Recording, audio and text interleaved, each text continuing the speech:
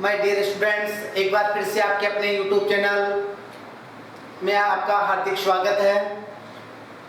पिछले टॉपिक में हमने पढ़ा था जलवायु के आधार पर वर्गीकरण, हॉर्टिकल्चर हम पढ़ रहे हैं और धीरे धीरे अपने जो टॉपिक हैं वो टॉपिक प्रोसीड में आ रहे हैं। 3-4 टॉपिक शायद मैंने करवा दिए हैं। तो टॉपिक स्टार्ट करने से पहले नेक्स्ट टॉपिक में स्टार्ट करने जा रहा हूँ फलोद्यान का प्रबंधन, जहाँ पर हम फलोद्यान की स्थापना पढ़ेंगे। मैंने उसके अंतर्गत आपको रेखांकन की विधियां तो मैंने पढ़ा दी हैं, ठीक है। तो वो चीज़ें हमारे पास में हमने कर ली।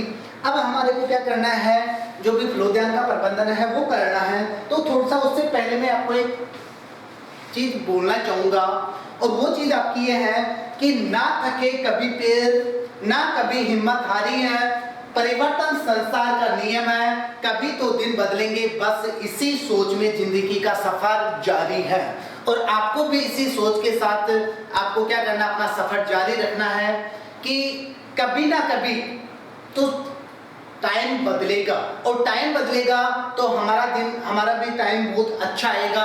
इसी सोच के साथ हमारे को क्या करना है, दुगनी मेहनत करनी है, ठीक है। तो ये चीज तो आपने देखी। अब हमारे जो टॉपिक है, हम टॉपिक के ऊपर आते हैं और हमारा टॉपिक है फलोद्यान का प्रबंधन, या फलोद्यान का प्रबंधन को छोड़ो, फलोद्यान की स्थापना।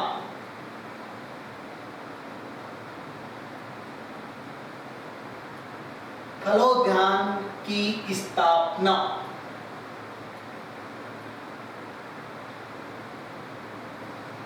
यानी आपको उद्यान की स्थापना करनी है। उद्यान की स्थापना करते समय आपको कौन कौन सी बातों का ध्यान रखना है। तो यहाँ पर आप देखो, हमेशा क्या करते हो, कभी भी भाई जहाँ पर भी आप उद्यान लगाने जा रहे हो, ऐसा थोड़ी है कि कहीं पे जाके आपने उद्यान लगा लिया, ऐसा कभी नहीं हो सकता। क्यों? क्योंकि हमने देखा जलवायु के आधार पर फल वृक्ष हमने 3 भागों में डिवाइड किए थे।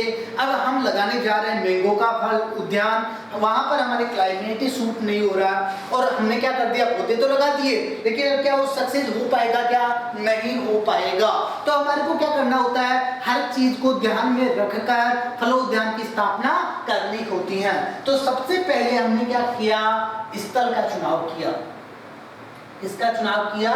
स्थल का चयन किया, स्थल का चुनाव किया कि हाँ हमारे को इस जगह क्या करना है, उद्यान लगाना है। अब ये भी पॉसिबल नहीं है कि आप जंगल में जाके लगा दो, तो आप स्थल का चुनाव शहर के नजदीक, जहां पर बाजार की व्यवस्था होनी चाहिए, पानी की व्यवस्था होनी चाहिए, जल निकास की व्यवस्था होनी चाहिए। तो आप ऐसे ऐसे करके सारी चीजें आप ध्यान रखोगे, तब जाके आपका जो फलोद्यान है वो क्या होगा, एक अच्छा आय दे पाएगा, ठीक है। तो सबसे पहले हमने क्या किया, स्थल का चुनाव किया। स्थल का चुनाव करने के बाद में हम क्या करेंगे, फलों का चुनाव करेंगे। क्या करेंगे? फलों का चुनाव करेंगे। फलों का चुनाव आपको जलवायु के आधार पर करना है, तो वो चीज मैं आपको बता चुका कि 3 प्रकार के हमारे को क्या करना है, फलों का चयन करना है। उसके बाद में आता है उद्यान विन्यास। उद्यान विन्यास यानी इसको कहा जाता है लेआउट।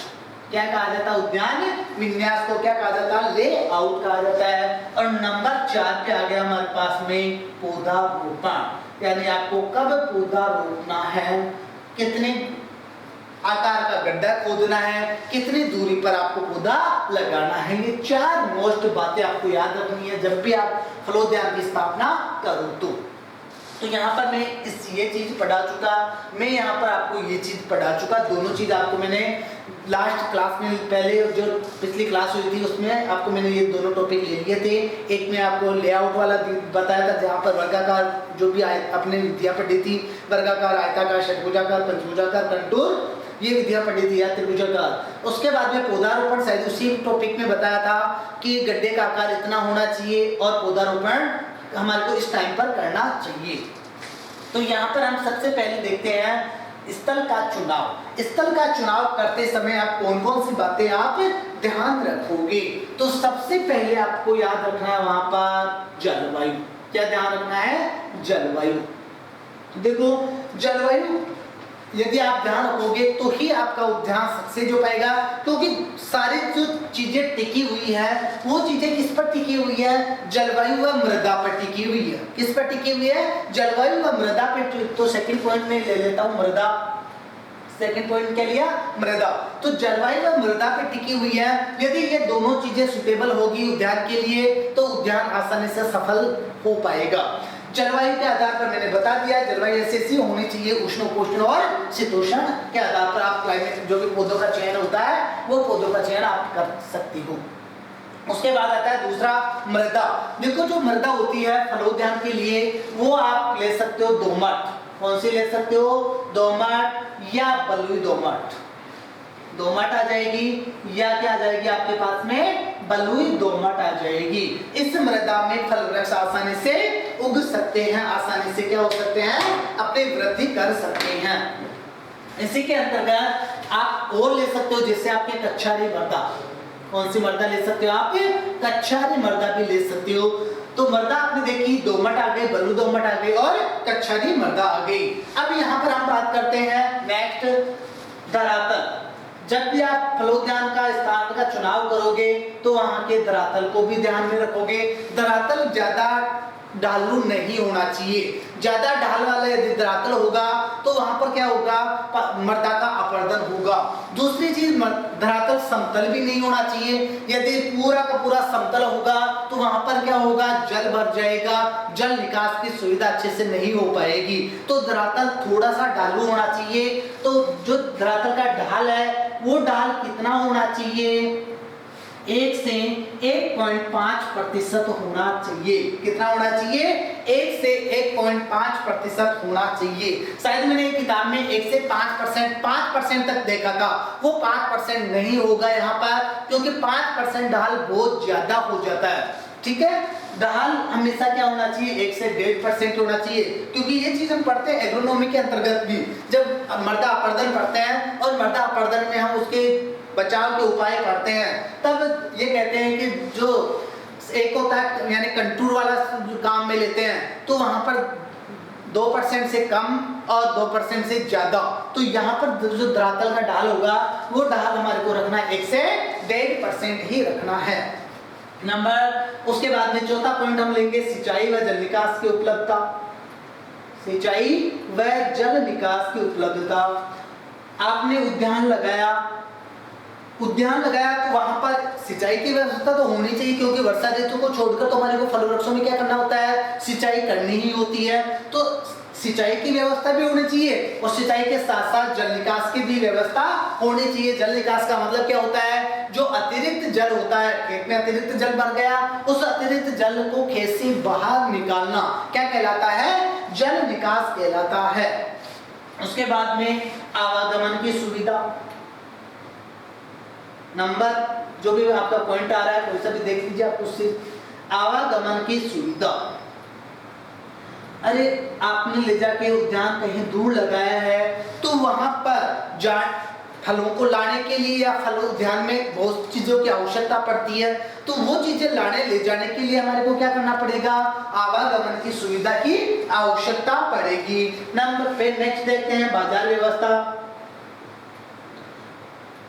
आपने जो भी उद्यान लगाया है उसका नजदीक बाजार भी होना चाहिए। ऐसा थोड़ी है कि आपने यहाँ उद्यान लगाया और यहाँ से 100 किलोमीटर जाके आपके क्या है, बाजार है, तो आप क्या कर पाओगे, यानी जो भी आपके फल है उन फलों को टाइमली आप बाजार तक नहीं पहुंचा पाओगे और उतना बेनिफिट आपको नहीं मिल पाएगा जितना मिलना चाहिए था। तो नजदीक में क्या होना चाहिए, बाजार की व्यवस्था भी होनी चाहिए। इसके बाद में हम देखते हैं श्रमिकों की उपलब्धता। श्रमिकों की उपलब्धता, देखो उद्यान जो है उस उद्यान में वर्ष भर कोई ना कोई कार्य चलता है। उद्यान में क्या होता है, रेगुलरली कोई ना कोई कार्य चलता रहता है। कभी निराई गुड़ाई करनी होती है, कभी सिंचाई करनी होती है, कभी प्रूनिंग की क्रिया करनी होती है। तो उद्यान एक ऐसा जगह है जहां पर निरंतर आपको क्या करना पड़ेगा, वर्क करना पड़ेगा। वर्क करने के लिए हमारे को क्या होने चाहिए, श्रमिक की भी अवेलेबल होनी चाहिए, मजदूर भी अवेलेबल होने चाहिए। मजदूर सस्ते और क्या होने चाहिए, थोड़े से कुशल होने चाहिए, ताकि उद्यान की जो भी क्रियाएं हैं उन क्रियाओं को आसानी से वो कर सके। हाँ, वो एक चीज मेरे को याद आ गई, क्या होना चाहिए, कुशल, सुंदर है, सुंदर हो गए तभी तो क्या होगा। अरे हालांकि वो सुंदरता का यहाँ पर कोई लॉजिक नहीं है, लेकिन एक बात है कि सुंदर भी होने चाहिए ताकि कोई आने वाला है, फल ले जाने वाला है, वो उसको देख के क्या हो, अट्रैक्टिव हो जाए। तो श्रमिकों की उपलब्धता। उसके बाद आता है फल वृक्षों का चुनाव, जो आपने कर लिया। तो ये आपने क्या किया, स्थल का चुनाव किया, और स्थल के चुनाव करते समय ये चीज आपने ध्यान रखी। उसके बाद आता है उद्यान विन्यास। उद्यान विन्यास हालांकि लेआउट में पढ़ा चुका, लेकिन लेआउट करते समय आप कौन कौन सी बातें ध्यान रखोगे, ये चीज थोड़ी सी आपको ध्यान रखना है। तो जैसे आपने क्या किया, उद्यान विन्यास किया, ये आपका फील्ड है, क्या है, ये आपका फील्ड है। इस फील्ड में आपको क्या करना है, वर्गाकार विधि से उद्यान लगाना है। क्या करना है, वर्गाकार विधि से उद्यान लगाना है। अब यहां पर क्या करोगे, ऐसा तो पॉसिबल नहीं हो सकता कि आप क्या करो, यहां से पौधे लगाना स्टार्ट कर दो, ये तो आपका फील्ड ही है। तो आपको जो फील्ड है, उस फील्ड के चारों तरफ सबसे पहले तो क्या करना है, 5 मीटर की दूरी छोड़नी है। कितने मीटर की दूरी छोड़नी है, 5 मीटर की दूरी छोड़नी है। उसके बाद में आप क्या कर रहे हो, लेआउट कर रहे हो। अब उद्यान में हमेशा क्या करना होता है, सारी चीजों का ध्यान रखना होता है। हमारे को मेन जो बीच है, मिड है, इस मिड में आपको क्या करना पड़ेगा, मुख्य रास्ता भी बनाना पड़ेगा। क्या करना पड़ेगा, मुख्य रास्ता भी बनाना पड़ेगा। हमारे को यहाँ पर रहने के लिए भवन भी बनाने पड़ेंगे, ऑफिस भी बनाना पड़ेगा। भाई कार्यालय आपको आवश्यक होगा, वहां उद्यान को छोड़कर थोड़ी जा सकते हैं। तो वहां पर रहने जो भी मजदूर रहेगा या कोई भी रहे, उसके लिए क्या होना चाहिए, यानी भवन भी होना चाहिए। सड़क को भी, सड़क हमने बढ़ाई मिड में, ताकि हमारे को क्या हो जाए, यानी जो ये कॉर्नर यहाँ से फल वृक्ष हम लाके यहाँ पर प्रत्येक जो गाड़ी है हम उस गाड़ी में भरेंगे तो लोड करेंगे, उसको यहाँ तक तो ला नहीं सकते। तो मिड में क्या होनी चाहिए, मुख्य सड़क होनी चाहिए। यहाँ से फिर उसके पास में सहायक रास्ते होने चाहिए। तो ये सारी चीजें आप क्या करोगे, जब उद्यान लेआउट कर रहे हो, उद्यान लेआउट करते समय आपको ध्यान रखना है, उद्यान में खाद की भी जरूरत पड़ती है। तो खाद आपको वहीं पर तैयार करनी है, ठीक है। तो उसके लिए भी गड्ढों की आवश्यकता पड़ेगी। आपका जो सिंचाई का स्रोत है, वो सिंचाई का स्रोत की भी आवश्यकता पड़ेगी। जल निकास की व्यवस्था है, वो भी आपको ध्यान रखना है। तो यहाँ पर उद्यान विन्यास करते समय ये चीजें आपको ध्यान रखनी होती हैं। चलो इसके बाद देखिए नेक्स्ट, नर्सरी। छोटा सा टॉपिक है नर्सरी। किसे कहोगे नर्सरी? नर्सरी के लिए डेफिनेशन बताओगे, वह सीमित स्थान, बहुत अल्प सीमित स्थान आ रहा है। देखो हम 5 बीघा जमीन के लिए छोटे से क्षेत्र में पौधे तैयार कर सकते हैं, तो वो स्थान क्या कहलाता है, नर्सरी कहलाता है। तो हम इसकी जो डेफिनेशन देंगे, वो डेफिनेशन ये देंगे कि वह सीमित स्थान जहां पर महंगे बीजों की बुआई की जाती है, देखभाल की जाती है, ठीक है। तो वो स्थान क्या कहलाता है, नर्सरी कहलाता है। नर्सरी तैयार करते समय हमारे को कौन कौन सी चीजों का ध्यान रखना होता है, तो सबसे पहले हमारे को ध्यान रखना होता है धरातल का, क्योंकि वही चीज धरातल में एक तो क्या होना चाहिए, ढाल होना चाहिए, एक धरातल क्या होना चाहिए, अदर धरातल से थोड़ा सा ऊपर उठा हुआ होना चाहिए, ताकि वहां पर जल नहीं भरे वर्षा के टाइम पर। तो जो धरातल होगा, वो धरातल अन्य धरातल से 10 से 15 सेंटीमीटर ऊंचा उठा हुआ होगा। कितना होगा, 10 से 15 सेंटीमीटर ऊंचा उठा हुआ होगा। यह बहुत मोस्ट इंपोर्टेंट क्वेश्चन है, बहुत बार क्वेश्चन पूछा जाता है कि जो नर्सरी का धरातल है, वो नर्सरी का धरातल अन्य धरातल से कितना ऊंचा होना चाहिए, तो आपको बताना है 10 से 15 सेंटीमीटर ऊंचा होना चाहिए। दूसरी चीज, जो नर्सरी की मृदा है, उस नर्सरी की मृदा को आपको क्या करना पड़ेगा, उपचारित करना पड़ेगा। क्यों? क्योंकि वहां पर फंगस भी हो सकती है, जो भी बीज जनित रोग है, बीज जनित रोगों को तो हम बीज उपचार करके कर सकते हैं ट्रीटमेंट, लेकिन जो मृदा में कवक है, फंगस है, उसका भी तो ट्रीटमेंट हमारे को करना है। तो नर्सरी की जो मृदा है, उस नर्सरी की मृदा को आपको किससे उपचारित करना है, फार्मेलिन से करना है। किससे उपचारित करना है, फार्मेलिन से करना है और फार्मेलिन की जो मात्रा होती है वो रखी जाती है 0.5 से 1%। कितने रखी जाती है? 0.5 से 1% रखी जाती है। यहाँ ये भी बहुत इंपॉर्टेंट क्वेश्चन आया कि नर्सरी के मृदा को किससे उपचारित करना चाहिए, तो आपको बताना फार्मेलिन से करना है और फार्मेलिन की जो मात्रा रखी जाएगी वो कितनी रखी जाएगी? 0.5 से 1% रखी जाएगी। ठीक है। उसके बाद देखिए नर्सरी की भूमिगत जो कीट है उन भूमिगत कीटों को भी नष्ट करना है आपको। तो भूमिगत कीटों को नष्ट करने के लिए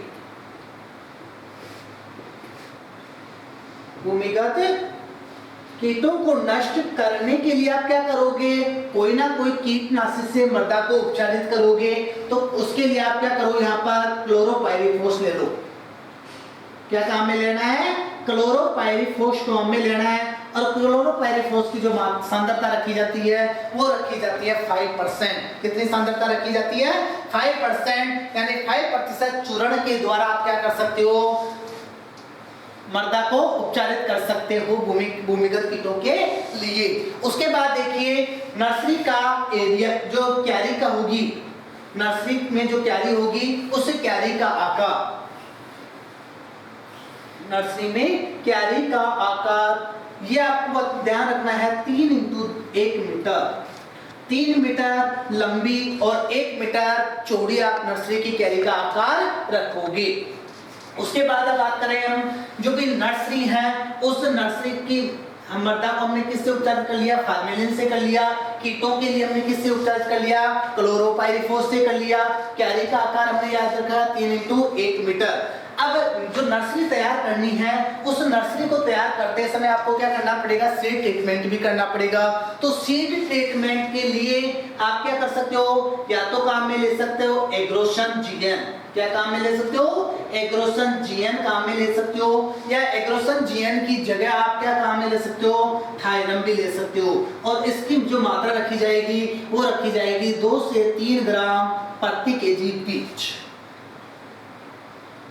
थायरम, कैप्टान, सेलेसन, एग्रोसन जीएन, हालांकि 4 कवकनाशी हम काम में लेते हैं। एग्रोसन जीएन भी काम में लेते हैं, थायरम भी लेते हैं, कैप्टान भी लेते हैं और आपके जो भी कार्बेंडाजिम है ये भी हम काम में लेते हैं। लेकिन कार्बेंडाजिम हम क्या करते हैं? जड़ गलन वाली जो भी सब्जियां होती हैं जहां पर जड़ गलन होता है उनमें हम काम में लेते हैं। तो यहाँ पर 2 से 3 ग्राम हमने क्या काम में लिया? थायरम या कैप्टान या एग्रोसन जीएन काम में ले लिया। उसके बाद में आपको क्या करना है? नर्सरी तैयार करनी है। तो नर्सरी तैयार करने के लिए हमारे को क्षेत्रफल याद रखना होता है, हर चीज का अलग अलग। नर्सरी के लिए एरिया याद रखोगे। तो जैसे हम टोमेटो की बात करें, टमाटर की बात करें, तो टमाटर के लिए जो एरिया होगा वो हम काम में लेते हैं कितना? 100 से 150 वर्ग मीटर। कितना काम में लेते हैं? 100 से 150 वर्ग मीटर हम काम में लेते हैं। ठीक है। तो यहाँ हमने टोमेटो के लिए बता दिया 100 से 150 वर्ग मीटर। उसके बाद में हम बात करें किसके लिए? बैंगन के लिए। टमाटर, बैंगन के लिए लेते हैं 150 से 200 वर्ग मीटर। बैंगन के लिए कितने लेते हैं? 150 से 200 वर्ग मीटर। फिर आता है 200 से 250 वर्ग मीटर। ये हम काम में लेते हैं किसके लिए? मिर्च के लिए। किसके काम में ले लेते हैं? मिर्च के लिए काम में लेते हैं। और उसके बाद में हम जैसे प्याज की बात करें तो प्याज के लिए हम काम में लेते हैं 500 वर्ग मीटर। बहुत इंपॉर्टेंट चीज है ये भी। प्याज के लिए हम कितने काम में लेते हैं? 500 वर्ग मीटर काम में लेते हैं। अब यहाँ पर देखो थोड़ा सा ये चीज भी आ सकती है, 100 से 125 भी आ सकता है। ठीक है। तो ये आप थोड़ा सा याद रख लोगे। अब बात करें हम नेक्स्ट नर्सरी में बीजों की बुआई कौन कौन सी विधियों के द्वारा करते हैं। नर्सरी में बीजों की जो बुआई है वो कौन कौन सी विधियों के द्वारा कौन कौन सी विधियों के द्वारा आप बुआई करोगे।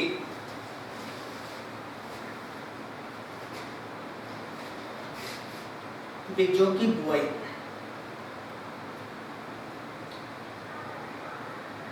बीजों की बुआई नर्सरी में आप कर रहे हो तो बीजों की बुआई आप छिटकवा विधि के द्वारा कर सकते हो। किसके द्वारा कर सकते हो? छिटकवा विधि के द्वारा कर सकते हो। एक तो छिटकवा विधि का मतलब आपको क्या करना है, जो भी नर्सरी की क्यारी है उसमें आपको बीज हाथ से छिटकना है। तो ये आ गया छिटकवा विधि। देखो जो छिटकवा विधि है, इस छिटकवा विधि का प्रयोग हम क्या करते हैं, एक तो जो भी हमारे मौसमी फूल होते हैं, मौसमी फूल का मतलब जो मौसम के अनुसार हम बुआई करते हैं, जैसे गेंदा है, गेंदे की बुआई हम कब करते हैं? सर्दियों में करते हैं। तो मौसमी फूलों की बुआई हम कौन सी विधि के द्वारा कर सकते हैं? छिटकवा विधि के द्वारा कर सकते हैं। इसके अलावा हम क्या कर सकते हैं, जो गोभी वर्गीय सब्जियां हैं, उन गोभी वर्गीय सब्जियों की बुआई भी हम किस विधि के द्वारा कर सकते हैं? छिटकवा विधि के द्वारा कर सकते हैं। नंबर दूसरी विधि आती है पंक्तियों में बुआई।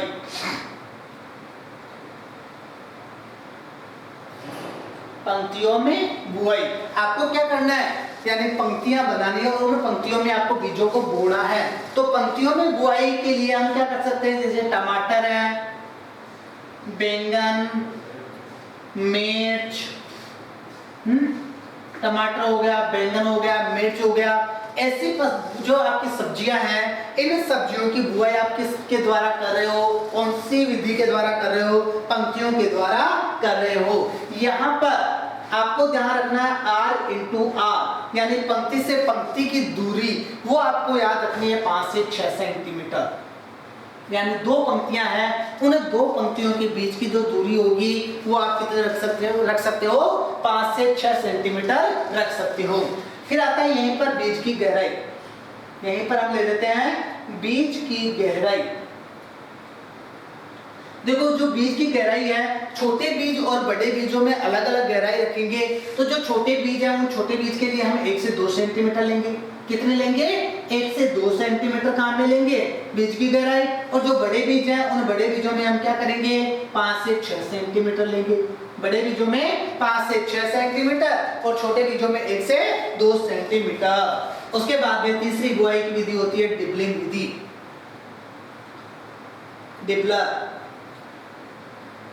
डिबलिंग विधि।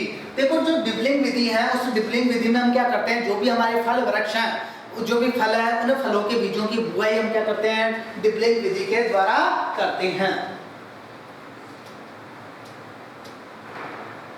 फलों की बुआई कौन सी विधि के द्वारा कर रहे हो? डिबलिंग विधि के द्वारा कर रहे हो। ये चीज समझ में आ गई। उसके बाद देखिए नेक्स्ट हम देखते हैं पौध रोपाई की उम्र। नेक्स्ट इसी के अंतर्गत आता है हमारे पास में पौध रोपाई की उम्र। कितनी उम्र होनी चाहिए?